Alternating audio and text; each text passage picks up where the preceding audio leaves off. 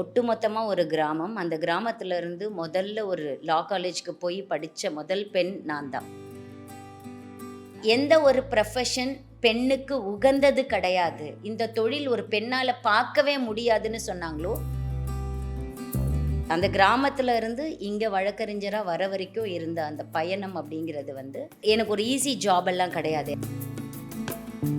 வக்கீல் தொழிலாம் செட்டே ஆகாது. எனக்கு இன்னும் அந்த வார்த்தை என் காதுலயே ஒலிச்சுட்டே இருக்கு. நீ போட்டிருக்க இல்லையா கோட்டு கவுன், அந்த கோட்டு கவுனை துவைக்கிறதுக்கு ₹5 சோப்.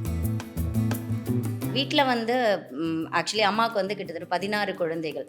ஆனால் நாங்கள் 4 பேர் தான் இப்போ உயிரோடு இருக்கோம். எனக்கு தெரிஞ்சு என்னை சுற்றி இருந்த யாருமே நீ வழக்கறிஞர் ஆக முடியும்னு சொல்லலை. அப்போ அவங்கெல்லாம் பார்த்த மாதிரி நான் இது சம்பாத்தியத்துக்கான ஒரு ப்ரொஃபஷனாக நான் தேடலை. இல்லை, எனக்கு இதில் ஒரு டவுட் இருந்தது. நானும் அந்த கமெண்ட் எல்லாம் படித்தேன். நான் நிறைய பெண்ணுங்க அந்த மாதிரி போட்டிருந்தாங்க.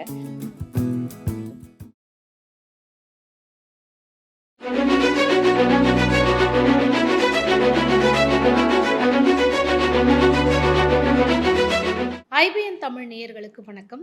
எளிமையான மக்களுக்கும் சட்டம் கொண்டு போய் சேரணும், அவங்களுக்கும் சுலபமாக புரியணும்னு இன்னைக்கு நம்மளோட சேனலில் நிறைய பதிவுகள் அவங்களோட நம்ம தொடர்ந்து பார்த்துட்டு அவங்க தான் அட்வொகேட் ராஜேஸ்வரி கார்த்திகேயன் மேம். அவங்களுடைய பேக் சைட் ஆஃப் த காயின்னு சொல்லுவாங்க. அது என்ன, அவங்க யார் அப்படிங்கிற பின்னணியை கேட்டு தெரிஞ்சுக்கலாம். மேம் வணக்கம். வணக்கம். அட்வொகேட் ராஜேஸ்வரி மேம் உங்களை எல்லாருக்குமே தெரியும். ஸோ அதை தாண்டி ராஜேஸ்வரி மேம் அப்படிங்கிறவங்க யார், உங்கள் வாழ்க்கை பயணம்? ஆக்சுவலி நான் கடத்தூர்னு ஒரு வில்லேஜில் இருந்து பிறந்து வளர்ந்த பெண்ணு. கடத்தூரை சுற்றி இருக்கிற இடங்களில் தான் நான் படித்தது எல்லாமே. அதுக்கப்புறம் சேலம், திருச்செங்கோடு இந்த மாதிரியான இடங்களில் தான் என்னோடய கல்லூரி வாழ்க்கையெல்லாம் இருந்தது.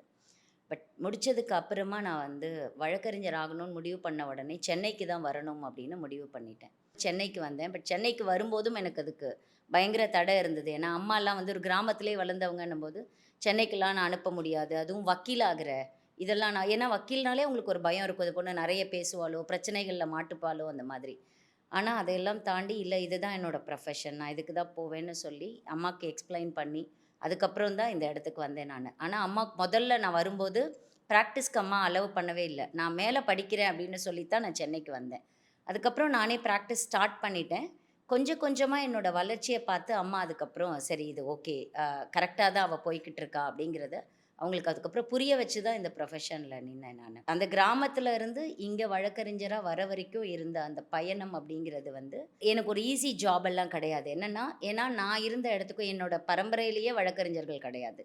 நான் ஒரு வழக்கறிஞரை அதுக்கு முன்னாடி பார்த்ததே கிடையாது. ஒரு வழக்கறிஞர் தொழில் எப்படி இருக்குன்னே தெரியாது.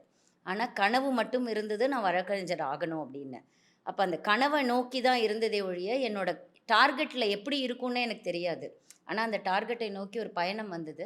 இப்போ முடிவில் எப்படி இருக்குது அப்படின்னா, நான் எதை நோக்கி ஒரு கனவு எனக்கு இருந்ததோ அந்த கனவு இடம் ரொம்ப அழகானதாக இருக்குது அப்படிங்கிறத தான் நான் இப்போ புரிஞ்சுக்கிட்ட விஷயம். இப்போ உங்கள் ஃபேமிலி பீப்புள் நீங்கள் சொல்லும்போது, ஒரு பெண் உண்மையிலேயே நீங்கள் ஒரு 15, 20 வருஷத்துக்கு முன்னாடி நான் ஒரு வழக்கறிஞர் ஆக போகிறேன் அப்படிங்கும்போது பயப்படுவாங்க. ஸோ வேண்டாம், முடிவை மாற்றிக்கோ, பிரச்சனை ஆகிடும் அப்படின்னு சொல்லும்போது யார் ரொம்ப ஸ்ட்ராங்காக நின்னாங்க? வழக்கறிஞராக ஸ்ட்ராங்காக நின்னது நான் மட்டும்தான். எனக்கு தெரிஞ்சு என்னை சுற்றி இருந்த யாருமே நீ வழக்கறிஞர் ஆக முடியும்னு சொல்லலை. என்னோட ரொம்ப க்ளோஸ் ரிலேட்டிவ் ஒரு அரசியலில் இருக்கார். அவர் கூட வக்கீல் தொழிலாம் செட்டே ஆகாது, எனக்கு இன்னும் அந்த வார்த்தை என் காதுலயே ஒலிச்சுட்டே இருக்கு. நீ போட்டிருக்க இல்லையா கோட்டு கவுன், அந்த கோட்டு கவுனை துவைக்கிறதுக்கு ₹5 சோப்பு வாங்க கூட காசு கிடைக்காது இந்த ப்ரொஃபஷனில். ஏன்னா அவங்க பார்த்த வழக்கறிஞர்கள் அப்படி தான் இருந்திருக்காங்கன்றது.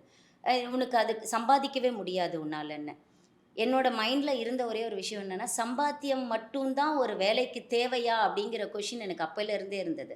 இப்போ இவங்க எல்லாருமே ஏன் சம்பாத்தியத்தை பற்றியே பேசுகிறாங்க? அந்த வேலை அப்படிங்கிறது என்னோடய ஆத்மார்த்தமாக இருக்கணும், எனக்கு பிடிச்சு செய்யணும். இப்போவுமே நான் சொல்கிறது அதை, this is not my profession. இப்போ அட்வொகேட் அப்படிங்கிறது என்னோடய ப்ரொஃபஷன் அப்படிங்கிறது மட்டும் நான் பார்க்கல. அதை என்னோடய ஹாபின்னு சொல்லலாம், என்னோடய பேஷன்னு சொல்லலாம், எப்படி வேணால் சொல்லலாம். எனக்கு காலையில் நான் ரொம்ப சந்தோஷமாக இருக்கிற கட்டம் அப்படின்னு நீங்கள் எதுன்னு கேட்டிங்கன்னா, அந்த கோட்டும் கவுனும் போட்டுக்கிட்டு நான் கோர்ட்டுக்குள்ளார நிற்கிற அந்த தருணம் தான் எனக்கு உலகத்திலே ரொம்ப சந்தோஷமாக இருக்க தருணமாக இருக்குது. அப்போ அது என்னோடய பேஷன். அப்போ அவங்கெல்லாம் பார்த்த மாதிரி நான் இது சம்பாத்தியத்துக்கான ஒரு ப்ரொஃபஷனாக நான் தேடலை. எனக்கு பிடிச்ச ஒரு ப்ரொஃபஷனில் நான் இருக்கணும்னு நினச்சேன். அதன் மூலமாக நான் சம்பாதிக்க முடியுமான்னு நான் பார்த்தேன். யாராவது ஒருத்தவங்க நீ உன்னை மோட்டிவேட் பண்ணியிருப்பாங்க அப்படின்னா, என்னோட தந்தை ஒரு பக்கம் இருந்து, "நீ பண்ணலாம். உனக்கு பிடிச்சிருந்தா படிச்சுக்கோ" அப்படின்னு சொன்னாரு. பட் மோட்டிவேஷன் அப்படிங்கிறது வந்து, "நீ பண்ணு. அட்வொகேட் ப்ரொஃபஷன்ல இவ்ளோ நல்லா இருக்கும்." அந்த மாரி நான் யாரையுமே சொல்லல. ஸோ நான் செல்ஃப் மோட்டிவேட் பண்ணி, என்னால இது இருக்க முடியும்னு நான் நெனச்சு வந்தது தான். பீயிங் அன் அட்வொகேட் உங்களோட இன்ஸ்பிரேஷன்னா இன் ஒன் வேர்ட்? என்னோட இன்ஸ்பிரேஷன்னா, நான் வந்த புதுசுல இருந்த நீதிபதிகள். சென்னை உயர்நீதிமன்றத்தில இருந்த ஒரு 3 நீதிபதிகள் என்னோட இன்ஸ்பிரேஷன். பெயர் சொல்லணும்னா ரகுபதி, அ அண்ட் கே.என். பாஷா. அவங்க எல்லாம் என்னோட இன்ஸ்பிரேஷன். இது வந்து நீங்க சொல்லிட்டீங்க. உங்களுடைய இப்படிதான் வந்தீங்க அப்படின்னு. இப்போ உங்களுடைய பதிவுகள்லாம் நெறையா இந்த கேள்வி நான் ஏன் கேட்குறேன்னா, லேடீஸ் நெறைய பேர் என்ன கமெண்ட் போடுறாங்கன்னா, "உனக்கு என்னம்மா, உனக்கு நீ நெனச்ச மாதிரி ஒரு ஹஸ்பண்ட் கெடைச்சிட்டாங்க. அதனால நீ வந்து இந்த மாதிரியெல்லாம் சொல்ற" அப்படின்னு. இப்ப ராஜேஸ்வரி மேம்னுடைய திருமணம்ன்றது காதல் திருமணமா? நிச்சயிக்கப்பட்ட திருமணமா? ஆக்சுவலி இது காதல் திருமணம் அப்படின்னு சொல்ல முடியாது. பட் என் கணவர எனக்கு கல்யாணத்துக்கு முன்னாடியே தெரியும். அவரும் வழக்கறிஞரா இருந்தாரு. ஸோ இதே ஹைகோர்ட்ல பிராக்டிஸ் பண்ணாரு. எங்க ஆஃபீஸ்லயே இருந்தாரு. அதனால எனக்கு அவர தெரியும். ஆனா காதல்னு ஒரு விஷயத்த நாங்க 2 பேரும் காதலிச்சோம். நாங்க 2 பேரும் ப்ரப்போஸ் பண்ணிக்கிட்டோம். நாங்க 2 பேரும் சுத்தினோம். அது எதுவுமே எனக்கு தெரியாது. ஆனா எனக்கு ஒரு நல்ல நண்பரா, இல்ல நல்லா தெரிஞ்ச ஒரு வழக்கறிஞரா எனக்கு அவர ரொம்ப நல்லாவே தெரியும். கல்யாணம் அப்படிங்கிறது அது ரொம்ப ஒரு ஒரு ஷார்ட் டைம்ல டிசைட் ஆன ஒரு விஷயம் தான். என்னோட அம்மா வந்து அப்ப கேன்சர் பேஷண்ட்டா இருந்தாங்க. ஸோ அம்மாவ நான் சென்னைக்கு கூட்டிட்டு வந்து பார்த்துட்டுருந்தேன். எனக்கு அதுவரைக்கும் என்னன்னா, கல்யாணத்தில விருப்பம் இல்லைன்னு சொல்ல முடியாது. பட் கல்யாணம் வேண்டான்னு நான் சொல்லிட்டுருந்தேன். எனக்கு திருமணம் ஆகும்போது எனக்கு வயசு 30. அதுவரைக்கும் நான் கல்யாணம் வேண்டான்னு சொல்லிட்டுருந்தேன். காரணம் என்ன அப்டின்னா, எனக்கு இந்த ப்ரொஃபஷன்ல இருந்த ஈடுபாடு அதிகமா இருந்தது. இத பத்தி யோசிக்கிறதுக்கான நேரம் எனக்கு அவ்வளோக்கா கிடைக்கலங்கிறது ஒரு பாயிண்ட்டு. 2வது என்னன்னா, மாப்பிள பார்க்கும்போதெல்லாம் இன்னொரு வக்கீல பார்த்துக்கிட்டே இருந்தாங்க. அந்த மாதிரி இருந்தது. எனக்கு வந்து இன்னொரு வழக்கறிஞர கல்யாணம் பண்ணிக்கிறதுல அப்போ உடன்பாடு இல்ல. ஏன்னா, நான் வக்கீலா கட்டிக்க மாட்டேன். நான் வந்து எனக்கு இப்படி தான் இருப்பேன். ஏன்னா, நான் ரொம்ப கொஞ்சம் டாமினன்ட்டா இருப்பேன்னு எனக்கு தெரியும். இன்னொரு வக்கீல் அவரும் வந்து கிட்டத்தட்ட டாமினன்ட்டா இருந்தாருன்னா, எப்படி இருக்கும் அந்த ஃபேமிலி லைஃப்ன்னு தெரியலையேங்கிறதுனால, நான் அந்த வழக்கறிஞர் வேணான்னு தான் நான் அதுவரைக்கும் சொல்லிட்டே இருந்தேன். 2009வது வருஷம் அம்மாக்கு ரொம்ப சீரியஸ் ஆயிடுச்சு. ஸோ, அப்போ டாக்டர்ஸ் வந்து சொல்லிட்டாங்க, அவங்களோட காலகட்டம் வந்து இன்னும் ரொம்ப குறுகிய காலகட்டம் தான். அவங்க உயிரோட இருப்பாங்க அப்படிங்கிறத டாக்டர்ஸ் சொல்ட்டாங்க. ஆனா, என்னைக்கு கல்யாணம் இவர தான் பண்ண போறோம்னு முடிவு பண்ணினோ, அந்த டேட்ல இருந்து அதுக்கப்புறம் அவர நானு முழுசா காதலிக்க ஆரம்பிச்சுட்டேன் அப்படிங்கிறது தான். ஸோ காதல் திருமணம்னு பேர் வைக்க முடியாது. ஆனா, காதல் முடிவு பண்ணதுக்கு அப்புறம் தான் நானு காதலிக்கவே ஆரம்பிச்சேன். ஸோ அம்மா வந்து என்னோட கல்யாண நாள் வந்து மே 7, மே 9 காலையில அம்மா இறந்தாங்க. அதாவது உங்களுக்கு நீங்க நெனச்ச மாதிரி ஒரு கணவர் கிடைச்சிட்டதுனால, எல்லா பெண்களுக்கும் அந்த மாதிரி இருக்குமா? ஏன்னா நீங்க முழுக்க முழுக்க ஆண்களுக்கான சப்போர்ட்டர்ஸாவே இருக்கீங்க அப்படின்னு ஒரு கருத்துக்கள் வெளியில இருக்கு. இல்ல எனக்கு இதுல ஒரு டவுட் இருந்தது. நானும் அந்த கமெண்ட் எல்லாம் படிச்சேன் நானு. நெறைய பெண்ணுங்க அந்த மாரி போட்டிருந்தாங்க. ம். பட் எனக்கு ஒரு டவுட் இருக்கு. இப்போ ஒரு நல்ல அப்பா அப்படின்னு யாரு சொல்ல முடியும்? ஒரு மகள் தான் சொல்ல முடியும். இல்ல ஒரு மகன் தான் சொல்ல முடியும். எனக்கு ஒரு நல்ல மகன் அப்படின்னு ஒரு பேரண்ட் சொல்ல முடியும். ஒரு நல்ல கணவர் அப்படின்னு யார் அவங்களுக்கு குடுக்க முடியும்? ஒரு மனைவியால மட்டும் தான் அத குடுக்க முடியும். நான் நல்ல கணவர்ன்னு உங்களுக்கு சொன்னேன்னா, என் கணவர் நல்ல கணவரா இருக்க போறாரு.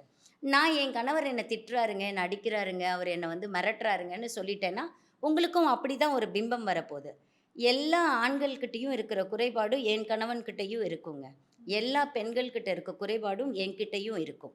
ஆனா, அதை தாண்டி நான் அவரு யாரு? அவர்கிட்ட மைனஸ் என்ன? அவர்கிட்ட பிளஸ் என்னன்னு எனக்கு தெரியும். அவரோட மைனஸ நான் மறந்துட்டேன். அவர் பிளஸ்ஸ மட்டும் பார்த்து அவர நான் ரசிக்கிறேன். என்கிட்டயும் மைனஸ் என்ன, பிளஸ் என்னன்னு என் கணவருக்கு தெரியும். அவரையும் என் மைனஸ மறக்க சொல்லிட்டேன். இத என்னால மாத்திக்கவே முடியாதுங்க. இது என்னோட கேரக்டர் தான். இது உங்கள ஹர்ட் பண்ணுதுன்னு எனக்கு தெரியலாம். கஷ்டமா இருக்குன்னு எனக்கு தெரியலாம். ஆனா, இத என்னால மாத்திக்க முடியல. இது என்னோட இன்பில்ட் கேரக்டரா இருக்கு. இந்த ஒரு விஷயத்துல என்கிட்ட நீங்க வந்து மாற்றம் எதிர்பார்க்காதீங்க. ஆனா, நான் ட்ரை பண்ணுவேன். எனக்குள்ளார நான் ட்ரை பண்ணுவேன். இத தாண்டி ஒரு விஷயம் என்ன அப்டின்னா, அக்செப்டன்ஸ் இருக்குல்ல. நான் வந்து எனக்கு தெரியும் நான் என்ன பண்றேன்னு. நெறைய பேரு டிவில சொல்லும்போது, நான் வீடியோஸ்ல சொல்லும்போது எல்லாரும் சொல்றாங்க, "இந்த அம்மா வந்து சும்மா ஒரு பொதுவா ஒரு கருத்து சொல்லிட்டு போது. இது வாழ்க்கை நல்லா இருக்குங்கிறதுக்காக எல்லாருக்கும் இப்டி அட்வைஸ் பண்ணிட்டு போது" அப்டின்னு. நான் என் வீட்ல என் கணவர் முன்னாடி இது எல்லாமும் நான் பண்ணியிருப்பேன். ஆனா, அது தப்புன்னு நான் ரியலைஸ் பண்றேன். நான் என்ன செஞ்சேனோ, அது அவர ஹர்ட் பண்ணியிருக்குமா? ஹர்ட் பண்ணியிருக்காதா? அவர நம்ம பார்த்துருக்க முடியும் அவருக்கு கஷ்டம் குடுத்துருக்க முடியுமா? முடியாதா? அப்டின்னு நான் ரியலைஸ் பண்றேன். நான் ரியலைஸ் பண்ணத நான் வெளிப்படையா ஒத்துக்கிறேன். நான் என் கணவர நல்ல கணவர்ன்னு சொன்னா, கண்டிப்பா அவர் நல்ல கணவரா மட்டும் தான் இந்த உலகத்துக்கு தெரிவாரு. நான் என் கணவர நல்லவர் இல்லன்னு சொன்னா, இந்த உலகத்துக்கு அவரு நல்லவர் இல்லாதவராவே தெரிவார். இப்போ ஃபேமிலின்னு எடுத்துக்கிட்டோம்னா, எல்லார் கரியருக்கும் ஃபேமிலி தான் வந்து ஒரு பேஸா இருக்கணும். அப்போ நீங்க வந்து சட்டம் வழக்கறிஞராக போறீங்கங்கும்போது பயந்த உங்க குடும்பம், நீங்க ஃபர்ஸ்ட்டு டைம் சாதிச்சு ஜெயிச்சிட்டீங்க அப்படிங்கும்போது எப்படி அவங்க என்கரேஜ் பண்ணாங்க? அது என்ன கேஸ்? ஆக்சுவலி எனக்கு முதல் கேஸ் நான் 2002ல என்ரோல் பண்ணினேன்.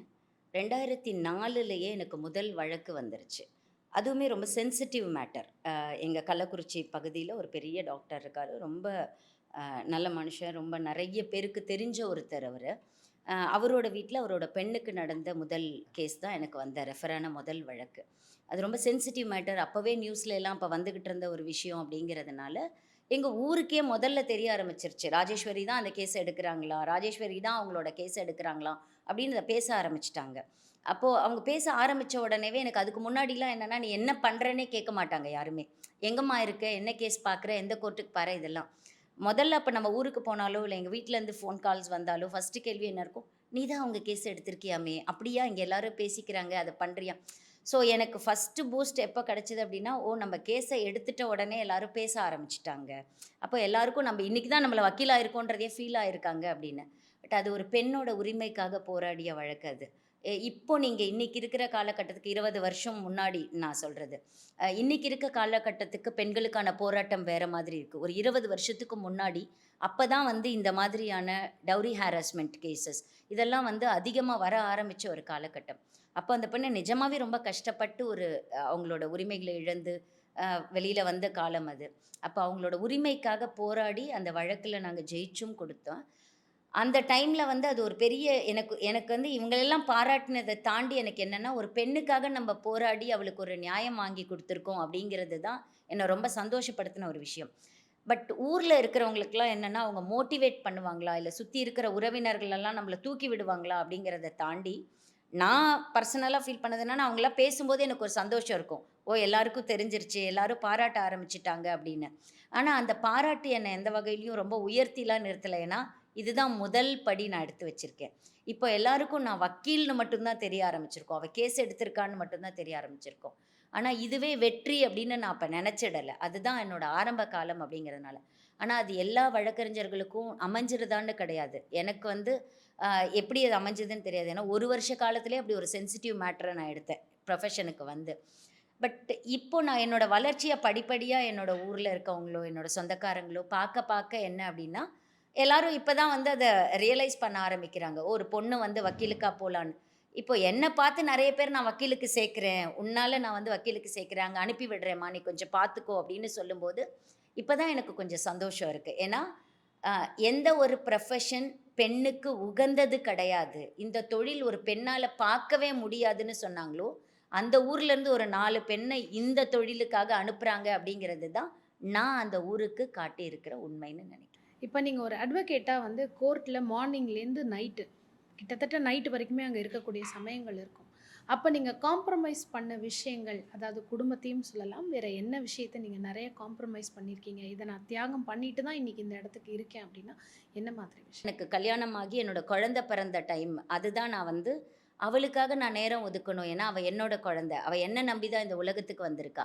அவளுக்கு நான் நேரம் ஒதுக்கணும் அப்படின்னு நெனச்சேன். அந்த சமயம் தான் நான் வந்து இந்த பேலன்ஸ் பண்ண முடியாம தவிச்ச ஒரு சமயம்னு சொல்ல முடியும். ஆனா, அந்த சமயத்துல என்னோட கணவரோட சப்போர்ட் ரொம்ப அதிகமா இருந்தது. ஏன்னா, அவரும் வழக்கறிஞரா இருந்ததுனால.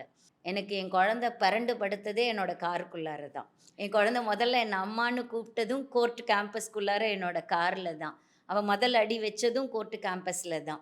ஸோ ஒர்க் லைஃப் பேலன்ஸ் அப்படிங்கிறது நம்ம தான் பிளான் பண்ணணும். எல்லாருக்கும் அது கிடைக்காது. நான் ஆனா அதுக்கு ஒரு ப்ரையாரிட்டி குடுத்தேன். ஒரு விஷயம் என்னன்னா, இது வழக்கறிஞர் தொழிலையும் என் குழந்தைக்கு மட்டும் இம்பார்ட்டன்ஸ் குடுத்தேன். ஸோ பேலன்ஸ் பண்றது நம்ம கிட்ட தான் இருக்கு. லைஃப்ப பேலன்ஸ் பண்றது. பட் இது குழந்தை அண்ட் என்னோட வழக்கறிஞர் தொழில். இதுக்கு மட்டும் நான் இம்பார்ட்டன்ஸ் குடுத்தேன். மத்த விஷயங்கள எல்லாம் கொஞ்சம் வேண்டான்னு விட்டேன். ஏன்னா, இது 2ம் என்னோட ப்ரையாரிட்டி. இது 2 தான் என்னோட ஃபர்ஸ்ட் லிஸ்ட். அதனால இது 2யும் முதல் கையில எடுத்துக்கிட்டேன். அதாவது இந்த ஃப்ரெண்ட்ஸ், ஃபேமிலிங்கிற இடத்துல காம்ப்ரமைஸ் ஆயிடுச்சு. காம்ப்ரமைஸ் பண்ணிட்டேன். ரொம்ப நாளா நான் வந்து அந்த ஃபேமிலி ஃபங்ஷன்ஸ்ல கலந்துக்கிறது, இல்ல ஃப்ரெண்ட்ஸ் கூட போறது, வெளியில பேசுறது இதெல்லாம் எடுத்து வச்சிருந்தேன். என் பொண்ணு ஓரளவுக்கு வளர்ந்ததுக்கப்புறம், அவளால புரிஞ்சுக்க முடியுங்கிறதுக்கப்புறம் திருப்பி அதெல்லாம் நான் ரெட்ரீவ் பண்ணேன். இத தாண்டி ராஜேஸ்வரி மேம் வந்து இன்னும் என்ன சமூகத்துல வந்து என்ன மாரி பணிகள் தொடர்ந்துட்டு இருக்கீங்க? ஆக்சுவலி அட்வொகேட் அப்படிங்கிறது என்னோட ப்ரொஃபஷன்னு. அத தாண்டி நான் ஒரு என்ஜிஓ ஒண்ணு வச்சிருக்கேன். லீஃப் சொசைட்டி அப்படின்னு சொல்லி ஒரு என்ஜிஓ நடத்திட்டுருக்கோம். அது வந்து நாமக்கல் பகுதியில இருக்கக்கூடிய ட்ரைபல் பீப்பிள்க்கான ஆக்டிவிட்டீஸ்ல பண்றோம். அதில் மேஜர் ஆக்டிவிட்டீஸ் அப்படின்னு கேட்டிங்கன்னா, இந்த ரைட் டு இன்ஃபர்மேஷன் ஆக்ட். ஏன்னா அங்கே இருக்க கிராமப்புற மக்களுக்கு ரைட் டு இன்ஃபர்மேஷன் ஆக்ட் பற்றி எடுத்துகிட்டு போய் அவங்களுக்கு தேவையான வசதிகளை அவங்க வாங்கிக்கலான்றது பண்ணுறோம்.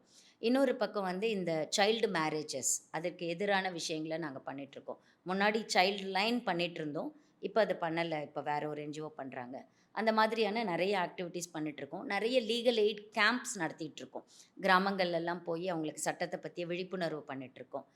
இதை தாண்டி நான் சில என்ஜிஓ ஆக்டிவிட்டீஸ்லலாம் இருந்தேன் நான். நிறைய என்ஜிஓவில் ஆக்டிவிட்டீஸில் இருக்கேன் நான். தொடர்ந்து அதில் நான் வந்து வெளியில் சமூக சேவை அந்த மாதிரி பண்ணிகிட்ருக்கேன். அந்த டைமில் உமன் 100 அப்படின்னு ஒரு ப்ரோக்ராம் பண்ணோம். அது என்னென்னா ஒரு 100 பெண்களை தேர்ந்தெடுத்து அவங்க விரும்புகிற தொழிலில் அவங்களுக்கு பயிற்சி கொடுத்துட்டு அவங்களுக்கு வேலை வாய்ப்பையும் ஏற்படுத்தி கொடுக்குற மாதிரியான ஒரு அமைப்பு இருந்தது. அதில் வந்து டெய்லரிங், ஆரி அந்த மாதிரி விஷயங்களெல்லாம் அவங்களுக்கு நாங்கள் கற்றுக் கொடுத்தோம். கற்றுக் கொடுத்தவங்கள வேலைக்கு வர விருப்பம் இருக்கவங்கள வேலைக்கு எடுத்திருக்கோம். அவங்க கிட்ட ப்ராடக்ட்ஸ் ரெடி ஆகிற ப்ராடக்ட்ஸை சேல் பண்ணுறதுக்கு ஒரு கடையையும் ஓப்பன் பண்ணினோம் நாங்கள் மயிலாப்பூரில். இது இல்லாமல் நான் வந்து பேச்சாளராக வெளியில் போயிட்டுருக்கேன். ஸ்கூல்ஸ், காலேஜஸ் அங்கெல்லாம் போய் மோட்டிவேஷ்னல் டாக்ஸ் அதெல்லாம் கொடுத்துட்ருக்கேன். இது எல்லாமே வந்து என்னோட ஆத்மார்த்தமா நான் எனக்கு வேணுங்கிறதுக்காக பண்ணுற வேலைன்னா, சில நேரங்கள்ல மத்தவங்களுக்காக நம்ம என்ன பண்ண முடியும்னு. பட் வழக்கறிஞர் அப்படிங்கிறது அது தொழில். மீண்டும் வாழ்க்கை தொடங்குச்சுன்னா திருப்பி ஒரு ரீஸ்டார்ட். அப்போ ராஜேஸ்வரி மேம் நான் அட்வொகேட்டாகவே திருப்பி இருக்கணும்னு நினைக்கிறீங்களா? இல்லாட்டி இல்லை நான் வேற ஒரு ஃபீல்டை சூஸ் பண்ணணும் அப்படின்னு ஆசைப்பட்றீங்க? வாழ்க்கையில எத்தனை முறை வாழ்க்கை தொடங்கினாலும், திரும்ப திரும்ப என்னோட தொடக்கம் வழக்கறிஞரா தான் இருக்கும். முடிவு என்னவா வேணா இருக்கலாம். ஆனா, எத்தனை முறை என் வாழ்க்கை தொடங்கினாலும், தொடக்கம் வழக்கறிஞர்ல இருந்து தான் தொடங்கும். அதுல எந்த மாற்றமும் கிடையாது. ஓகே. நீதியா சட்டமா அப்படிங்கிற இடத்துல நீங்க சூஸ் பண்ணக்கூடிய விஷயம். கண்டிப்பா நீதி தான். சட்டத்தின் முடிவும் நீதியா தான் இருக்கணும். கோர்ட்ல உங்களுக்கு பிடிச்ச விஷயம் அப்படின்னா என்ன? பிடிக்காத விஷயம் அப்படின்னா என்ன? பிடிச்ச விஷயம் அப்படின்னா, நெறைய பேருக்கான சொல்யூஷன்ஸ் அங்க கிடைக்குது அப்படிங்கிறது ஒரு பக்கம். அண்ட் வந்து ஒரு மாரி ரன் த்ரூலயே இருக்கும். எப்பவுமே ஓடிக்கிட்டே இருக்கும் அங்க. எப்பவுமே ஒரு உயிரோட்டம் இருக்கிற மாதிரி ஒரு இடமாவே இருக்கும். ஓடிக்கிட்டே இருப்பாங்க, பேசிக்கிட்டே இருப்பாங்க. அது அது எனக்கு ரொம்ப பிடிச்ச விஷயம் அங்க. பிடிக்காத விஷயம் அப்படின்னா என்னன்னா, பார்க்குற பக்கமெல்லாம் ஒரு கவலை இருக்கும். பார்க்குற முகங்கள்ல எல்லாம் ஒரு தொய்வு இருக்கும். அது வந்து எனக்கு என்னடா இவ்ளோ உலகத்துல, இவ்ளோ ஒரு சந்தோஷமான உலகத்துல, இவ்ளோ பேரு கஷ்டப்பட்டுக்கிட்டே இருக்காங்களே! அப்படிங்கிறது எனக்கு பிடிக்காத விஷயமா இருந்தது. இது வந்து பொதுவா ஒரு கோர்ட்ல. இத தாண்டி ஒரு பெண்ணா கோர்ட்ல எனக்கு பிடிச்ச விஷயம், பிடிக்காத விஷயம் அப்படின்னா, இந்த ப்ரொஃபஷன் இன்னைக்கு வரைக்குமே ஒரு மேல் டாமினேட்டட் ப்ரொஃபஷன் மாதிரி தெரியுது. அப்படிங்கிறது வந்து எனக்கு பிடிக்காத விஷயமா இருக்கு. இது வந்து பார்த்தீங்கன்னா, உங்களோட ஃபர்ஸ்ட்டு ஜெயிச்ச கேஸ ஒரு ஒன் வேர்ட்ல நீங்க வந்து சொல்லணும் அப்படின்னு நினைச்சீங்கன்னா, பெண் உரிமை, ஒரு அட்வொகேட்டுக்கு முன்னாடி ஒரு வெப்பனா இருக்கக்கூடிய விஷயம் அப்படின்னா, வார்த்தை, பேச்சு. அத தவிர வேற என்ன ஆயுதம் இருக்க முடியும்? வழக்கறிஞருக்கு அது ஒண்ணு தான். பணமா, நீதியா அப்படின்னு போனா நீங்க எந்த விஷயத்துக்கு? எந்த சமயத்திலும் நீதிதாங்க. இந்த தோல்விங்கிறது உங்கள பலவீனமாக்குதா? இல்ல வெற்றியா மாத்துதா? அது தோல்வின்னு நெனச்சா கண்டிப்பா அது நம்மள பலவீனப்படுத்தும். அத தோல்வியாவே நெனைக்கல அப்டின்னா, அது உங்கள உத்வேகப்படுத்தும். ஒரு கிளையண்ட்டா உங்ககிட்ட வராங்கன்னா, அவங்களுக்கு முக்கியமான ஒரு விஷயம் இதுதான் அப்படின்னா என்னன்னு நினைக்கிறீங்க? முதல்ல என்கிட்ட கிளையண்ட்டா வரணும்னா, அவங்களுக்கு ஏதாவது பிரச்சனை இருக்கணும். அப்பதான் என்கிட்ட அவங்க கிளையண்ட்டா வர முடியும். True, a true. அவங்க பிரச்சனையோட வந்தாங்க அப்டின்னா, நான் சொல்யூஷன் குடுக்க முடியுமான்னு பார்ப்பேன். அவ்வளோதான். கோர்ட்டுக்கு டெய்லி கிளம்பும்போது உங்களோட மனநிலை அப்படிங்கிறது எப்படி இருக்கும்? நான் அந்த கோர்ட்டு கவுன கையில தூக்குற தருணத்துக்கு ஈக்குவலா இன்னொரு தருணத்த நான் பார்த்ததில்ல. என் குழந்தை மொதல்ல பொறந்து என் கையில வந்தப்போ அந்த தருணம் இருந்தது இல்லையா? அந்த தருணத்த தினம் தினம் நான் அந்த கோர்ட் கவுன தூக்கும்போது உணர்வேன். சட்டம் அப்படிங்கிறது உங்களுடைய வேர்ட்ஸ்ல சொல்லணும்னா ஆக்சுவலி சட்டம் ரொம்ப வலுவானது. சட்டம் சரியா இருந்தா இந்த உலகத்துல எல்லாமே சரியா இருக்குங்கிறது உண்ம. ஆனா சட்டம் சரிவர பயன்படுத்தப்படவில்லை அப்படிங்கிறது தான் இங்க உண்ம. வலுவான சட்டங்கள் இருக்கு. ஆனா அத சரியான முறையில நம்ம பயன்படுத்தல அப்படிங்கிறது நான் நெனைக்கிறேன். சரியாக சட்டங்கள் சரியான முறையில பயன்படுத்தப்பட்டால், நம் நாட்டுல இருக்கிற மாதிரியான வலுவான சட்டங்கள் வெளிநாடுகள்ல இருக்காங்கிறது ஆச்சரியமா இருக்கும் நம்மளுக்கு. கோர்ட்டுக்குள்ள நீங்க ஒரு அட்வொகேட். கோர்ட்டுக்கு வெளியில் கோர்ட்டுக்கு வெளியில நான் ஒரு நல்ல அம்மா, ஒரு நல்ல மனைவி, ஒரு நல்ல தோழி, ஒரு நல்ல குடும்ப பெண் அப்படி தான் சொல்லிக்க முடியும். ஏன்னா, கோர்ட்ட தாண்டி வந்தேன் அப்படின்னா, எனக்கு என்னோட ஃபேமிலி தான் ஃபர்ஸ்ட்டு ப்ரையாரிட்டி அடுத்ததா. ஒரு கடினமான டெசிஷன், ஒரு ஹார்ட் டெசிஷன் இது எடுக்கும்போது நான் ரொம்ப ஒரு ஹார்ட் மொமெண்ட்ல இருந்தேன் அப்படின்னா, அது என்ன டெசிஷன்?